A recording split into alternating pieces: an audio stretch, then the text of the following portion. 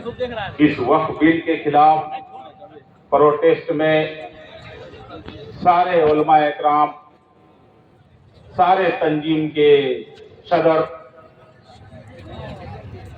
हमारे किशनगंज जिला के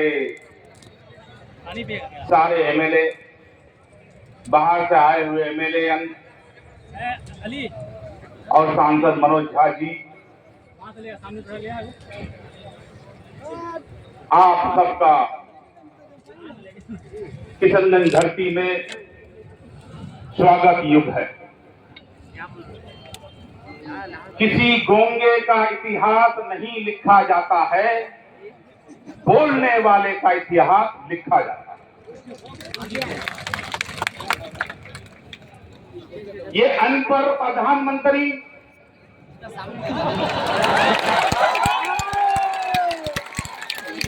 शरीफाल अमित शाह,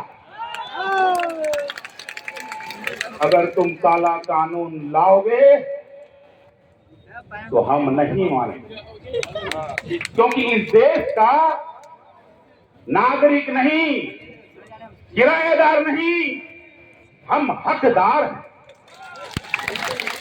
आप कहेंगे कि अनपढ़ कैसे कहें? मैं साबित करता हूं। मैं मंच में कहता हूं कि मैं टिकटॉक पढ़ा लिखा, लेकिन आज तक नरेंद्र मोदी मंच में यह नहीं कहा कि मेरा इतना डिग्री है।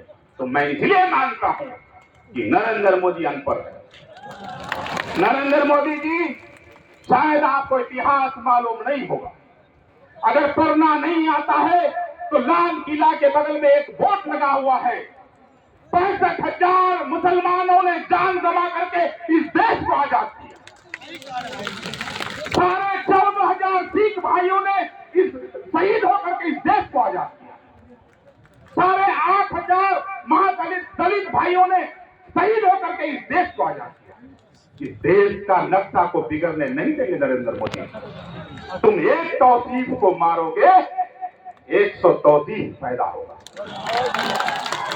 100 तौसीफ को मारोगे, 1000 तौसीफ पैदा होगा। 1000 तौसीफ को मारोगे, 1,00,000 तौसीफ होगा। हमने हिटलर का भी नाम सुना था, हमने गद्दाफी का भी शासन देखा है, हमने यजीद का भी नाम सुना है, हमने फिरौन का भी नाम सुना है। इसीलिए नरेंद्र मोदी जी, इस कौम को डराने का कोशिश मत करो। ये कौम सिर्फ और सिर्फ अल्लाह के आगे सर झुकता है।